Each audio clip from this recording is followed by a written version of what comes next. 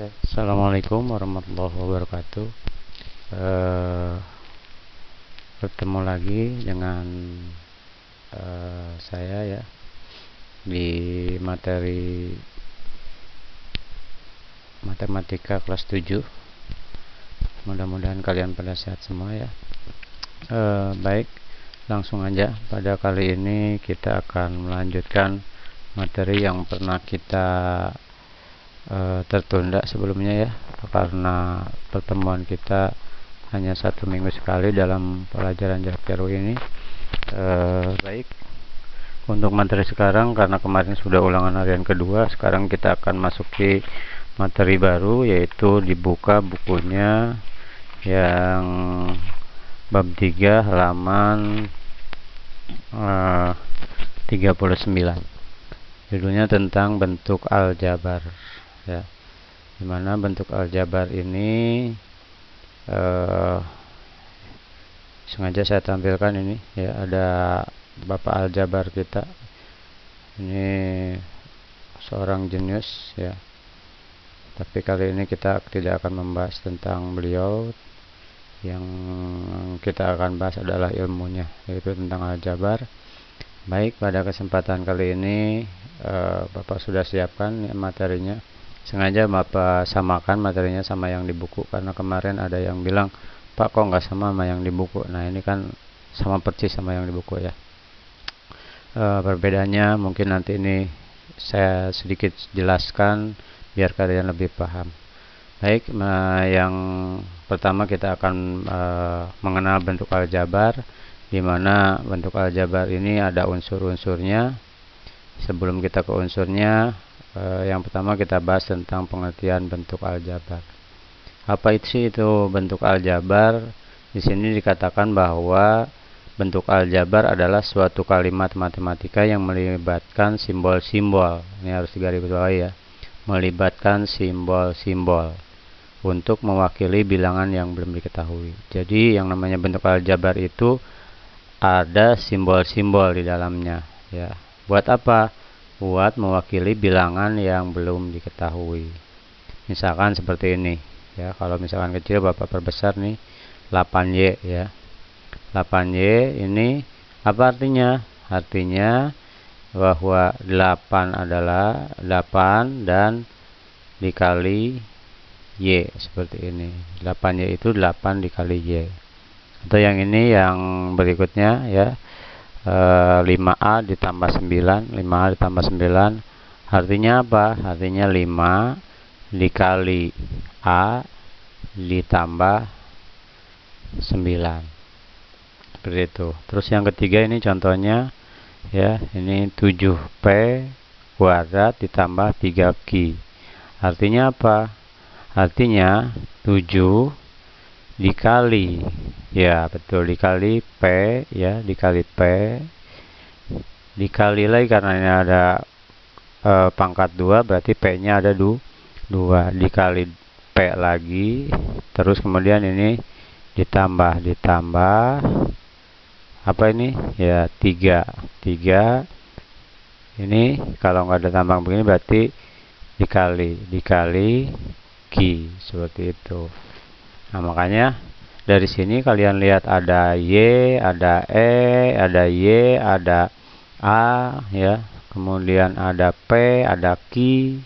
Ini merupakan suatu bilangan yang belum diketahui. Nggak tahu kita Y-nya berapa, A berapa, P berapa, Q berapa, kita nggak tahu. Nah, makanya ya, bilangan-bilangan ini disebut dengan bentuk aljabar, seperti itu ya.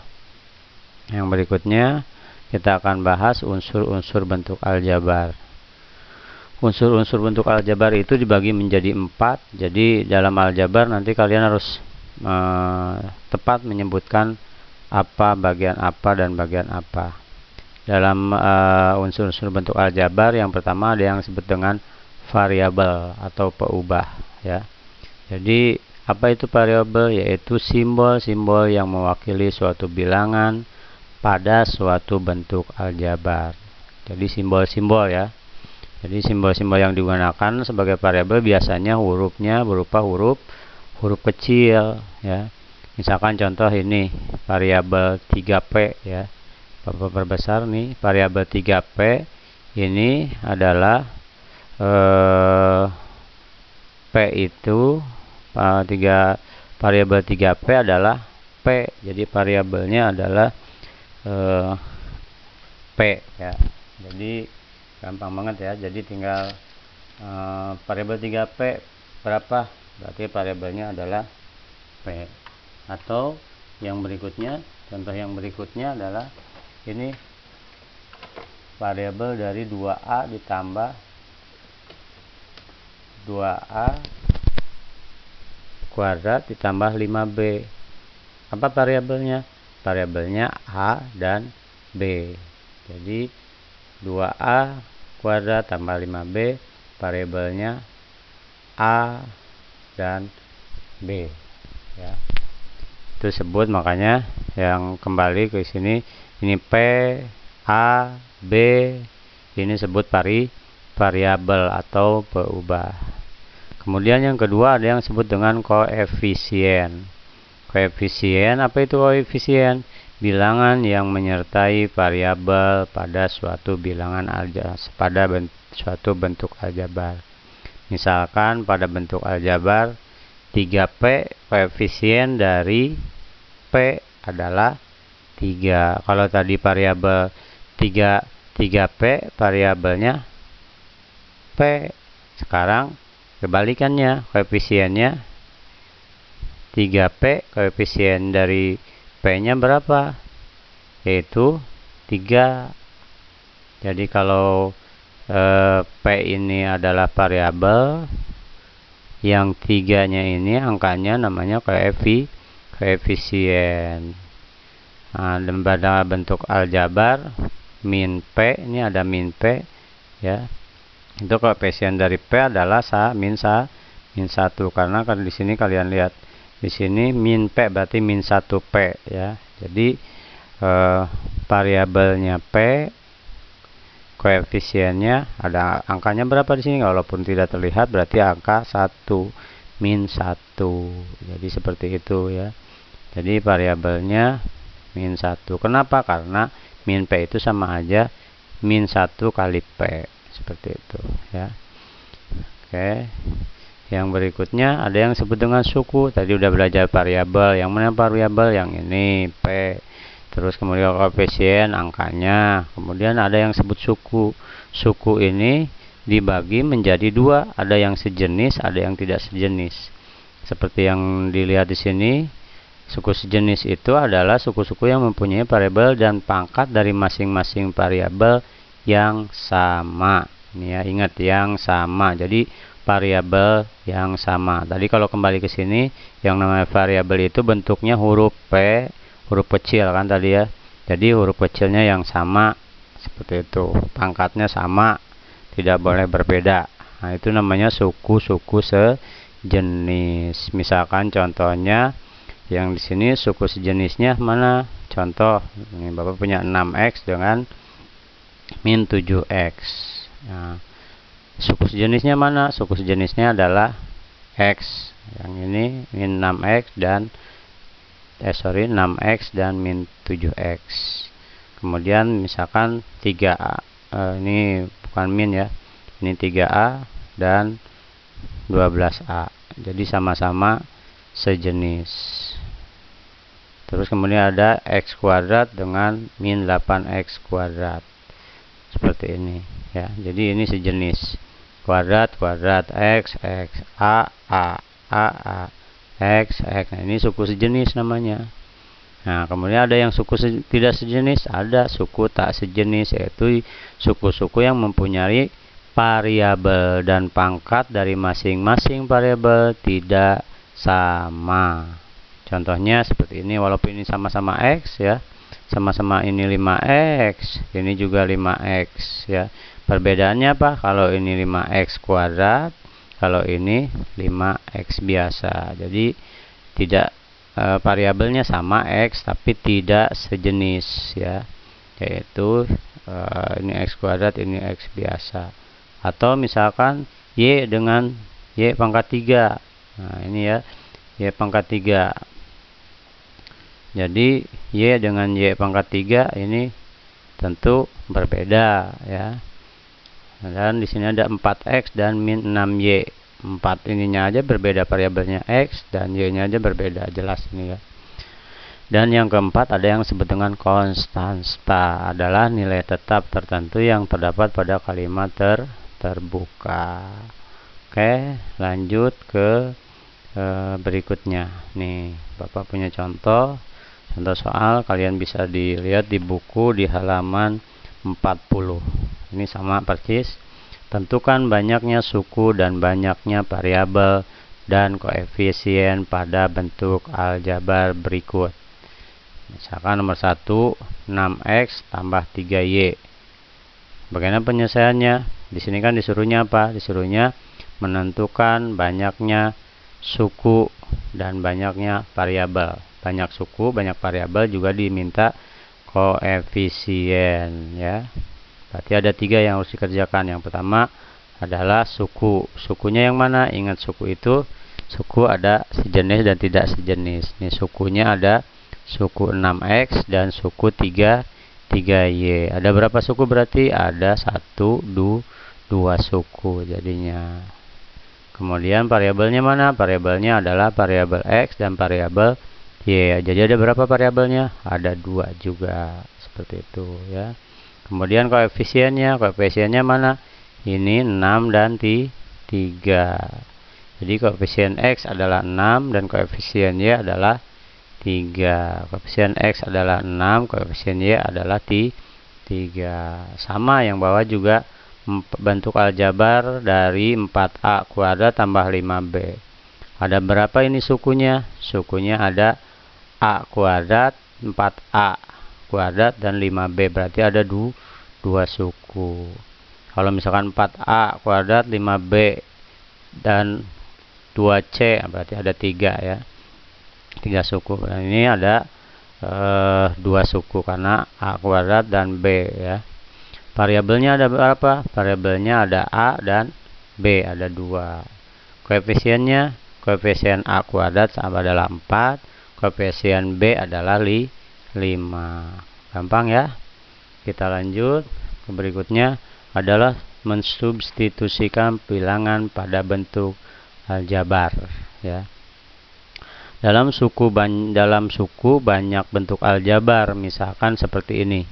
Ini sukunya banyak ya. Ada 5P kuadrat negatif 2P negatif 7Q ditambah 9. Huruf P ya, ini kan ada cuman P dan Q aja ya. Huruf-huruf P dan Q pada bentuk aljabar tersebut dapat diganti menggunakan bilangan-bilangan yang sudah ditentukan, sehingga bentuk aljabar tersebut mempunyai nilai tertentu. Pengerjaan mengganti huruf pada suku banyak dengan bilangan yang ditentukan, maka itu disebut substitusi atau menggantikan. Sebelum melakukan pengerjaan substitusi, perlu diingat kembali pengertian bentuk-bentuk aljabar seperti ini. Kayak yang tadi ya, bahwa 12AB itu sama aja 12 dikali A dikali B. Ini kembali ke yang pertama ya. AB kuadrat, A kali B, B-nya ada 2 kan, A kali B kali B. AB kuadrat tapi ada dalam kurung, berarti ininya 2 kali. AB kali AB atau A kali B pangkat 2, seperti ini. A pangkat 3, B pangkat 3, berarti A-nya ada 3, B-nya ada 2, dikalikan. A kali A kali A kali B kali B. Seperti itu. Misalkan ada contoh di bawah ini. Karena tadi dikatakan bahwa huruf-huruf tertentu itu bisa menggantikan bilangan tertentu, maka di sini ada contohnya. Misalkan diketahui jika A sama dengan negatif 2 dan B sama dengan 3, tentukan nilai dari A negatif 2B, yang kedua 4AB negatif B kuadrat. Ini ya, B kuadrat nih ya, B kuadrat. Cara penyelesaiannya seperti ini. Jadi yang A sama B nya, A nya diganti negatif 2, Ini ke sini A-nya ganti negatif 2 dan B-nya diganti jadi 3. Jadi tinggal seperti ini. Ini kali dulu ke sini, negatif 2 kali 3 negatif 6. Tulis lagi ini negatif 2 negatif 6 sama dengan negatif 8 ya. Kemudian yang kedua 4AB negatif B kuadrat. Itu sama aja 4, A-nya berapa tadi? A-nya negatif 2. 4 dikali negatif 2 dikali 3, bukan B-nya 3. B-nya 3, makanya 4 dikali negatif 2 kali 3. Dikurangi atau negatif B kuadrat. Negatif B-nya berapa tadi? 3. Negatif 3 kuadrat atau pangkat 2. Kita dihitung dalam kurung dulu. 4 kali 2, 8. 4 kali negatif 2, negatif 8. Negatif 8 kali 3, 24.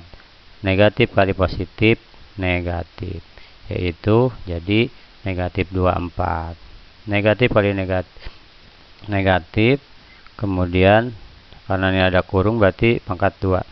3 kali 3, 9. Ininya lambangnya diturunkan ke sini. Tapi kalau lambangnya ini plus, di dalamnya ini maka jadi plus. Karena di sini kalau kurungnya seperti ini maka dihitungnya seperti ini. Oke. Jadi tinggal di negatif 24 di negatif 9, maka hasilnya negatif 33. Kemudian yang berikutnya yaitu KPK dan EPB bentuk aljabar suku tunggal. Kalau ini KPK dan EPB itu mungkin kalian sudah belajar ya di SD kelas 4, 5, 6. Jadi di kelas 7 SMP ini Bapak nggak akan bahas bagaimana cara mendapatkan KPK, EPB. Kalian bisa belajar lagi. Kalau belum bisa silahkan belajar lagi, lihat lagi buku-bukunya di kelas 4, 5. Kalau nggak salah kelas 3 sudah dipelajari KPK, EPB. Yang jelas saya akan permudah biar kalian lebih paham, karena kalau belajar KPK lagi nanti kalian bikin pohon faktor segala macam ya, akan bingung. Saya akan mencoba menjelaskan lebih singkat ya. Misalkan seperti ini. Tentukan KPK dan EPB dari bentuk aljabar berikut. Kalau dulu di SD kalian belajar tentukan KPK dan EPB dari 6 dan 8, kan langsung ketemu ya pakai pohon faktor. Kalau sekarang KPK dan EPB-nya ada aljabarnya, ada bilangan yang belum diketahui dengan simbol-simbol seperti ini ya, dengan simbol AB, dengan simbol huruf-huruf tertentu yang tadi di awal disebut adalah variabel ya. Dengan variabel yang ada, maka KPK-nya jadi double ya, antara KPK biasa dengan ada variabelnya. Tapi jangan khawatir, sama kok, enggak susah. Kita lihat coba ya di sini 2A ditambah 2A dan 6B. Berapa KPK dan EPB-nya? Seperti ini. 2A, kita kembali ke awal yang tadi, 2AB itu sama aja 2 kali A kali B.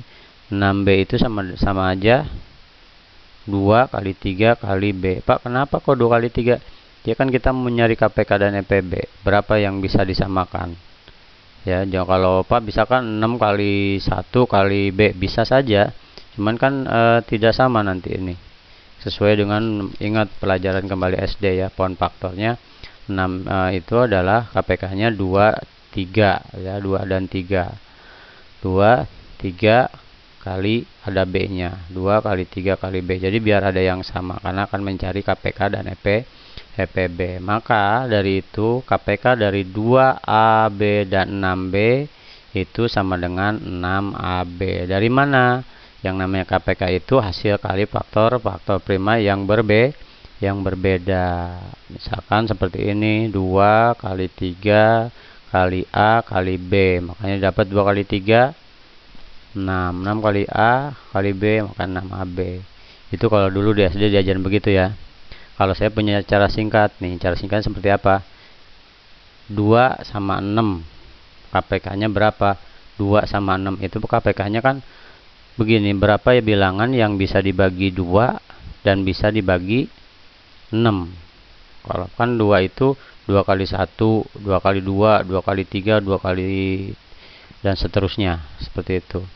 Tapi bilangan itu bisa dibagi 2, juga bisa dibagi 6. Karena 2 bisa dibagi 6 enggak? Nggak bisa, nanti hasilnya koma. Makanya langsung ke 6. 6 bisa dibagi 2, bisa. Ya itu bilangan terkecilnya. 6 itu bisa dibagi bilangan 6. 6 juga bisa dibagi bilangan 2. Jadi sudah ketemu KPK-nya, yaitu 6. 6 ini di sini ada A dan B. A ada di sini B, berarti ambil yang terbanyak. AB langsung ketemu. Itu cara singkat saya. Tapi kalau kamu nggak ngerti pakai cara yang di SD nggak masalah, yang penting hasilnya sama. Oke, itu KPK. Jadi misal kayak 4 dan 8, berapa KPK-nya? Berapa bilangan yang bisa dibagi 4 juga bisa dibagi 8. Berapa? 8 misalkan. Misalkan di sini ada 4AB dan 8B. Berarti kan nanti ketemunya KPK-nya 8AB, seperti itu ya. Kemudian EPB dari 2AB dan 6B. EPB itu adalah hasil kali faktor-faktor prima yang sama. Yang sama mana? Yang sama ini dan ini, kan yang samanya. Makanya kenapa dibikin seperti ini, biar nanti bisa mencari buat EPB. Nih, yang samanya 2 taruh di sini, yang samanya B taruh sini. Udah. Jadi EPB-nya 2 kali B. Dan seterusnya seperti itu ya. 3M kuadrat sama, ini cuman perpanjang doang. Misalkan kayak 3M kuadrat N. 8M pangkat 3 N pangkat 2. Sama disebarin seperti ini. Kan tadi disebarin ya. 8M, MM dan sebagainya. M-nya kalau ini ada 3 berarti M, M, M ya. Ini harusnya di sini ada lambang kali ya. Di sini ada lambang kali, ketinggalan nih. Salah di buku, nanti bisa ditambahkan, silahkan. Kali N, N-nya ada 2. Nah, sekarang KPK, cara nyari KPK gimana? Berapa bilangan berapa yang bisa dibagi 8 juga bisa dibagi 3. Pak, kayak yang atas aja 6. Kayak yang atas aja langsung ambil yang terbesar, bisa nggak? Dicoba dulu. 8 bisa dibagi 3 nggak? Nggak bisa. 8 kali 2 16. 16 bisa bagi 3 nggak? Nggak bisa. Terus kemudian 8 kali 3 24. 24 bisa bagi 3? Bisa. Langsung ketemu 24. Atau kalian mau pakai pohon faktor seperti yang di atas tadi, langsung ketemu kan. 8 itu 2 kali 2 kali 2, yaitu 2 pangkat 3. Ini udah ketemu 2 pangkat 3 dikali 3. Kan seperti ini. 2 pangkat 3 dikali 3. KPK-nya langsung ketemu, sama saja 24. Tapi kalau cara saya yang tadi yang kedua, kalau kamu mau pakai cara begitu, berapa kali berapa sama dengan ini, silakan aja. Tapi ini untuk cara yang benar pakai pohon faktor seperti ini. 8 itu berapa pangkat berapa? 8 itu 2 pangkat 3 kali M pangkat 3 kali N pangkat 2. Ini M pangkat 3 nya dari mana? Diambil dari pangkat yang terbanyak atau terbesar.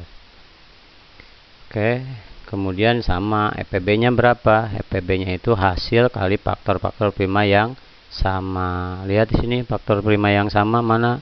Faktor prima yang sama itu adalah di sini ada yang samanya adalah M dan N ya. Jadi M-nya ada berapa? M-nya kita lihat, M-nya ada 2.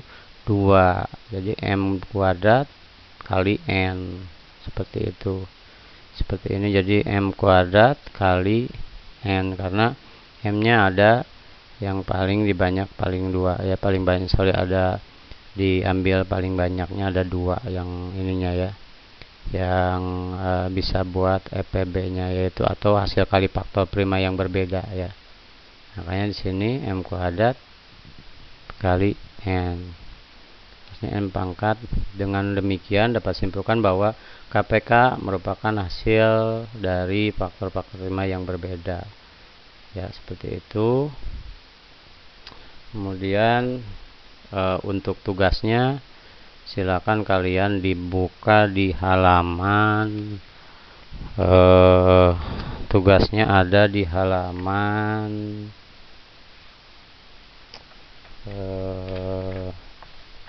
di buku paket kalian ya, di buku paket kalian itu ada di halaman ya, di halaman 42 ya. Itu tugas 3.1 ya. Tugas 3.1 nanti linknya ada di link deskripsi ini. Mungkin itu saja yang bisa dapat saya sampaikan. Jangan lupa dikerjakan soalnya di buku tulis, kemudian diupload di linknya. Terima kasih. Assalamualaikum warahmatullahi wabarakatuh.